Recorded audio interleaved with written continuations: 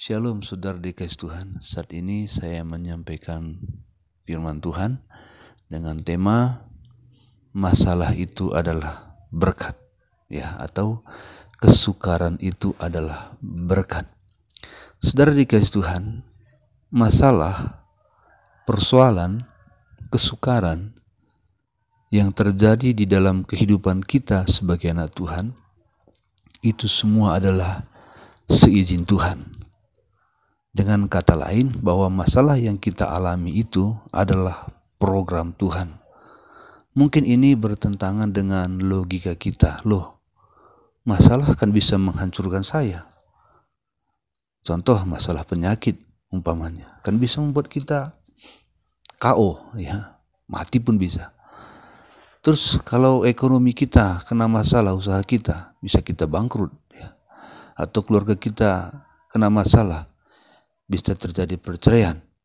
Nah, tapi harus kita ketahui bahwa apapun yang terjadi di dalam kehidupan kita, itu semua seizin dan kehendak Tuhan. Saudara dikasih Tuhan, masalah itu Tuhan izinkan datang adalah supaya lewat masalah itu kita dimurnikan. Dimurnikan iman kita. Sama seperti emas yang dari tambang itu kan masih bercampur dengan logam-logam lain, dengan tanah, dengan pasir, dengan batu. Tapi pada waktu emas itu ingin dimurnikan menjadi emas tulen, emas 100%, maka emas itu harus dibakar, ya, sampai panas tertentu. Dan lewat panas itu maka terpisahlah emas asli dengan logam-logam lain, dengan batu, dengan pasir, dengan benda-benda lain.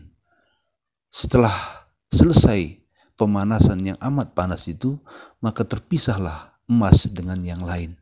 Nah, demikian juga saudara dikasih Tuhan, kalau kita mengikut Tuhan, dan kalau kita mengikut Tuhan itu, Tuhan ingin mendapati hati kita itu suci ataupun murni, cinta Yesus benar-benar.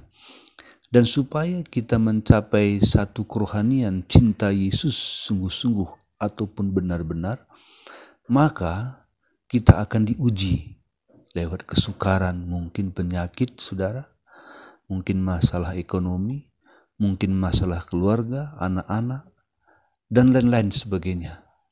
Jadi disinilah kita harus mengetahui, kalau kita ingin maju mengikut Tuhan, masalah akan menghadang. Masalah akan datang. Persoalan akan datang. Jadi lewat ini berarti masalah itu adalah berkat.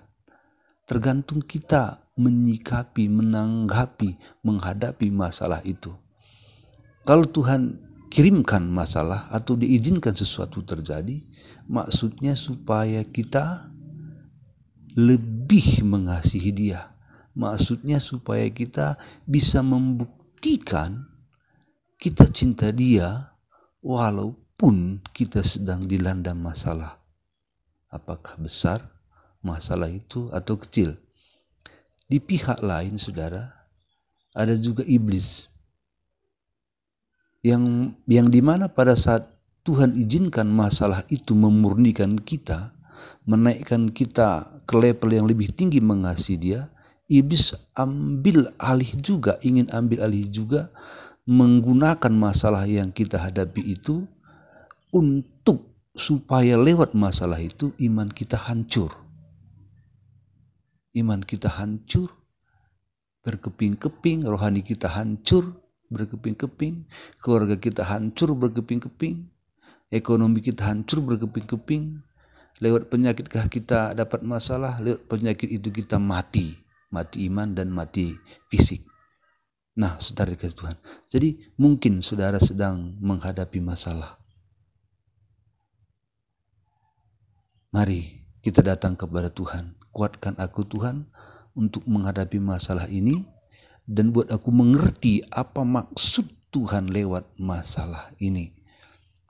Tentu masalah yang bukan kita cari-cari ya.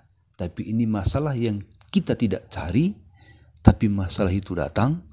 Itulah masalah yang Tuhan izinkan datang untuk memurnikan kita. Ingatlah saudara dikasih Tuhan, semua masalah yang kita hadapi, kalau kita hadapi dengan sungguh-sungguh mengandalkan Tuhan, masalah itu akan selesai. Dan kalaupun masalah itu belum selesai, kita bisa kuat menghadapinya. Kita bisa tahan menghadapinya. Karena Yesus jelas mengatakan bahwa persoalan-persoalan yang